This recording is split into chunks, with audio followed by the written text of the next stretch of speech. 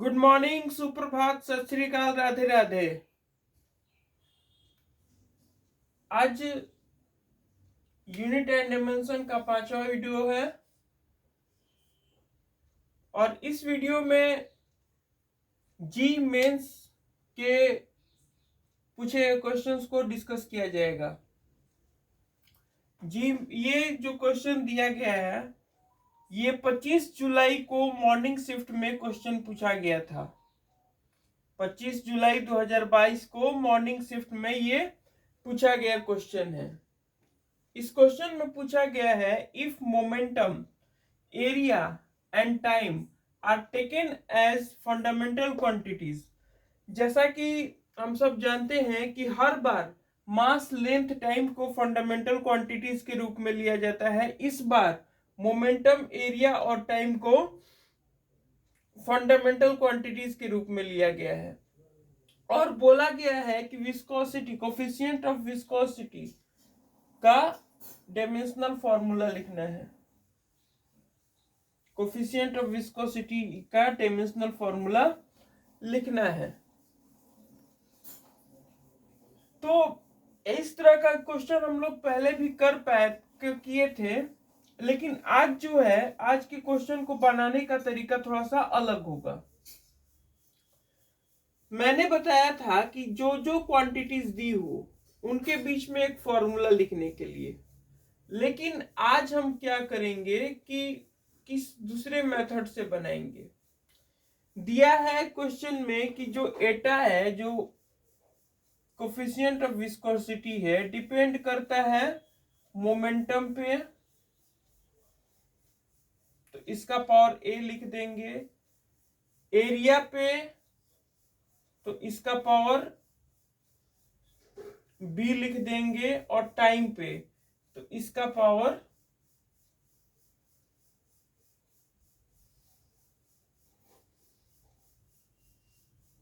सी लिख देंगे। अब हमको क्या करना होगा कि इन तीनों नहीं, इन चारों का डायमेंशन लिखना होगा। तो एटा के लिए हम बताए थे कोफिशिएंट ऑफ विस्कोसिटी के लिए फॉर्मूला क्या होता है,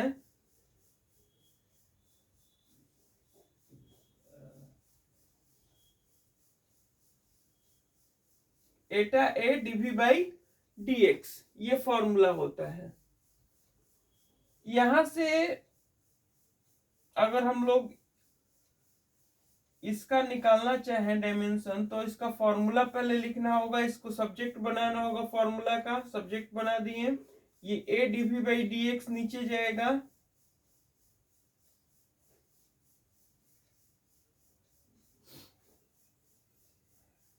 फोर्स का होता है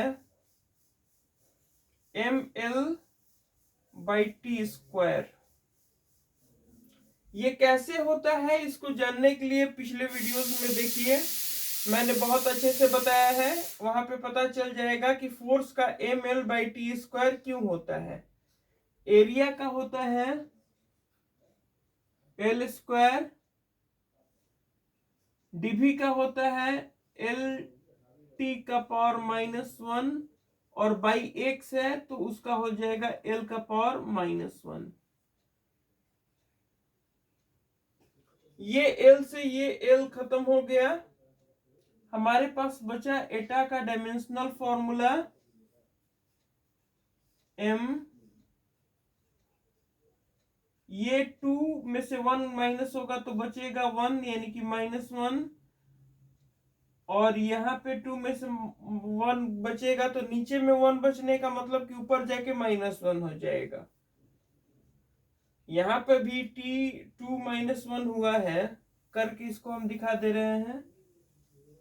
m का पावर यहाँ पे t का पावर 2 और ये -1, और यहाँ पे l का पावर 2 और ये -1, यानी कि एटा का जो डायमेंशनल फॉर्मूला मिला हमको m, और ये नीचे में पावर 1 है, ऊपर जाके -1 हो जाएगा, और ये भी पावर नीचे में 1 है, ऊपर जाके -1 हो जाएगा। तो एक इसका हमको डायमेंशनल फॉर्मूला मिल गया। ये पूरा प्रोसेस देख लीजिए, हम इस फॉर्मूला को केवल ऊपर लिख रहे हैं।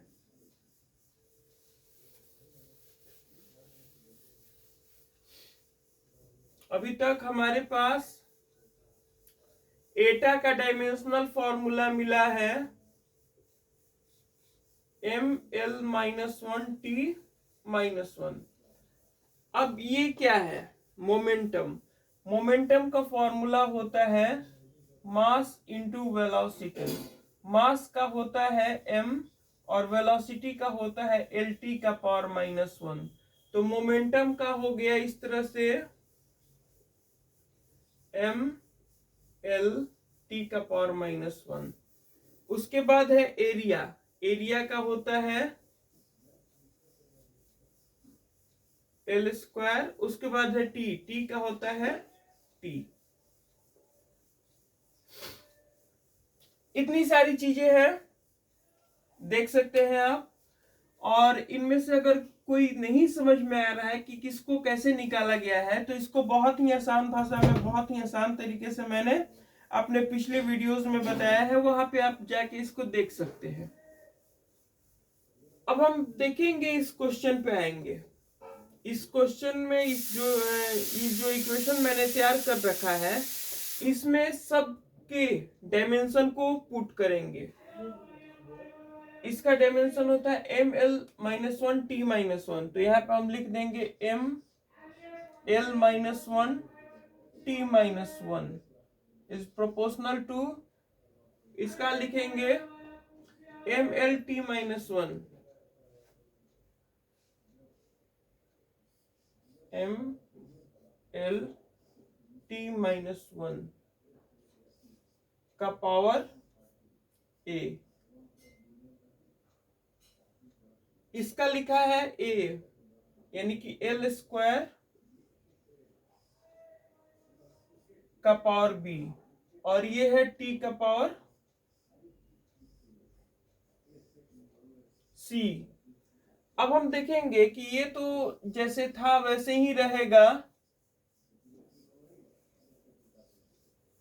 अब यहां पे क्या होगा? m का पावर a, l का पावर a, t का पावर -a, और ये हो जाएगा l का पावर 2b, और यहां पे हो जाएगा t का power c। m l-1 t-1 यहाँ पे हो जाएगा m का पावर a, और l यहाँ पे भी है और यहाँ पे भी है, तो a + 2b हो जाएगा l का पावर,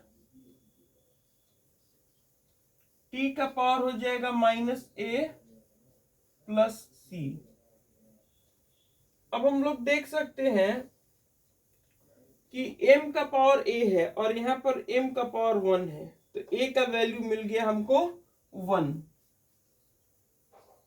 a का वैल्यू हमको मिल गया 1। यहाँ पे हम देख सकते हैं कि t का पावर -a + c है और यहाँ t का पावर -1 है, तो यहाँ हो जाएगा -a + c = -1। a की जगह 1 पुट करने पे ये बन जाएगा, यानी कि c का वैल्यू मिला, ये -1 इधर आके +1 हो जाएगा, c का वैल्यू मिला 0। यहाँ पे l का पावर a + 2b है और यहाँ पे l का पावर -1 है, तो a + 2b का वैल्यू जो होगा -1 होगा। a की जगह 1 पुट करते हैं, +2b = -1। ये 1 उधर जाएगा, आरएचएस में जाएगा, तो -1 बन जाएगा। 2b का वैल्यू हो जाएगा -2 और b का वैल्यू हो जाएगा -1। इतनी बातें समझ में आ गई हो तो ठीक, अगर नहीं समझ में आई हो तो वीडियो को थोड़ा सा पीछे कीजिए और जाकर के देख सकते हैं। फिलहाल हम इन सारी चीजों को हटाते हैं और अब आंसर लिखते हैं। a का वैल्यू, b का वैल्यू, c का वैल्यू याद रखना है। a का वैल्यू 1 है, b का वैल्यू -2 है और c का वैल्यू 0 है। हमारा आंसर होगा, मोमेंटम के लिए p लिखा है तो p का पावर a है। a का वैल्यू कितना आया है? 1। एरिया के लिए a लिखा है और a का पावर b है, b का वैल्यू -1। t के लिए t लिखा है कैपिटल T और c पावर में है तो पावर 0, यानी कि ये ऑप्शन दिख रहा है यहाँ पे, ये हो जाएगा इसका आंसर। और भी क्वेश्चंस हैं, मैं वीडियो पॉज करके क्वेश्चन लिख रहा हूं ताकि आप लोग का समय ना बर्बाद हो।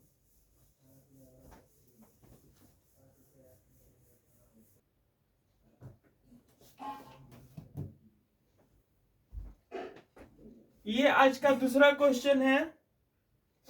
समय की बर्बादी को बचाने के लिए मैंने पॉज करके वीडियो को पॉज करके क्वेश्चन को लिख दिया है। ये क्वेश्चन जी मेंस 2023 में पूछा गया है। इसमें बोला है कि फ्रीक्वेंसी डिपेंड करता है रेडियस पे, किन किन चीजों पे डिपेंड करता है, रेडियस पे, डेंसिटी पे और सरफेस टेंशन पे। सरफेस टेंशन पे, सरफेस टेंशन पे डिपेंड करता है। और यहाँ पे एक फॉर्मूला दे रखा है,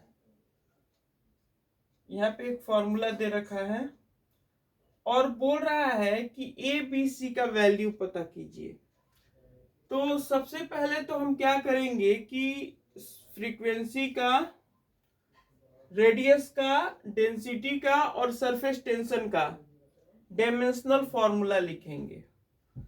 फ्रीक्वेंसी का फॉर्मूला होता है 1/t, तो इसका डायमेंशनल फॉर्मूला हो जाएगा T इनवर्स।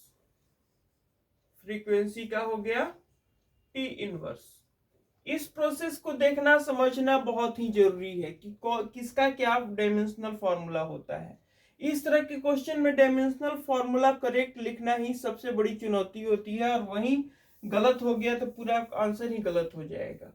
उसके बाद है रेडियस, तो रेडियस एक लेंथ है, इसलिए इसका हो जाएगा L।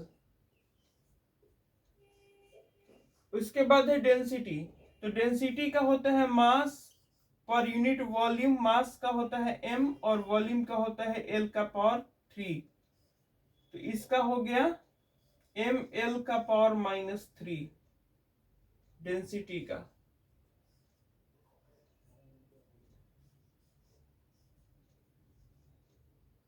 उसके बाद है सरफेस टेंशन, तो सरफेस टेंशन का फॉर्मूला होता है force per unit length. Force का होता है mL T-2 और लेंथ का होता है L। L को खा गया, बचा हमारे पास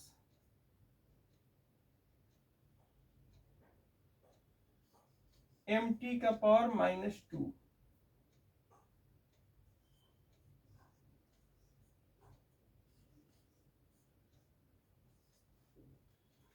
अब हम आते हैं इस इक्वेशन पे।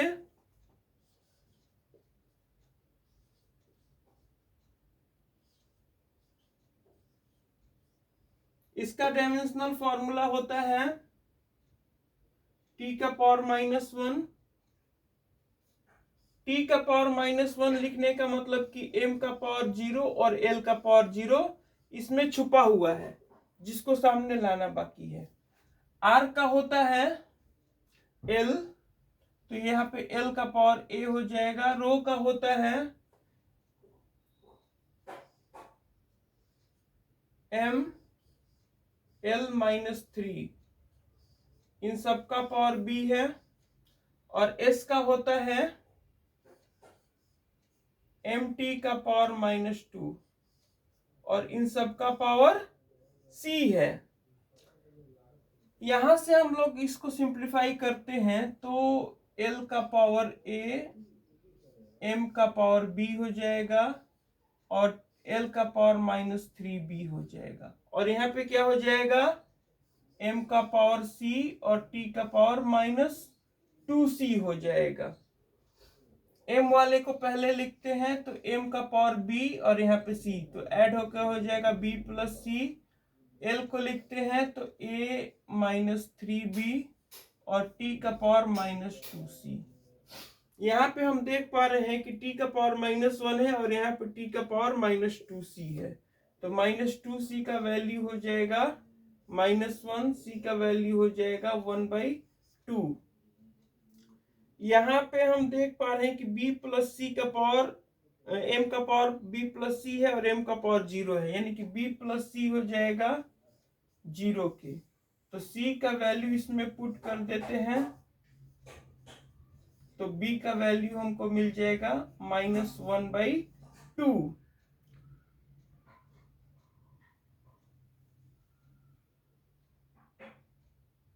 और इसमें से हम देख सकते हैं कि l का पावर a-3b है और यहाँ पे l का पावर 0 है, तो a-3b बराबर 0, यानी कि a का जो फॉर्मूला a होगा वो 3b के बराबर होगा। b का वैल्यू पुट कर सकते हैं यहाँ पे 3 इंटू -1/2, यानी कि a का वैल्यू हो गया -3/2। a का वैल्यू -3/2, b का वैल्यू -1/2 और c का वैल्यू 1/2। -3/2 -1/2 1/2, -3/2 -3/2 -3/2 -1/2 और 1/2, ये ऑप्शन सही है। तो फिलहाल आज की इस वीडियो में इतना ही। अगर आपको वीडियो अच्छा लगता हो तो लाइक शेयर सब्सक्राइब जरूर करें। धन्यवाद। आपका दिन शुभ हो।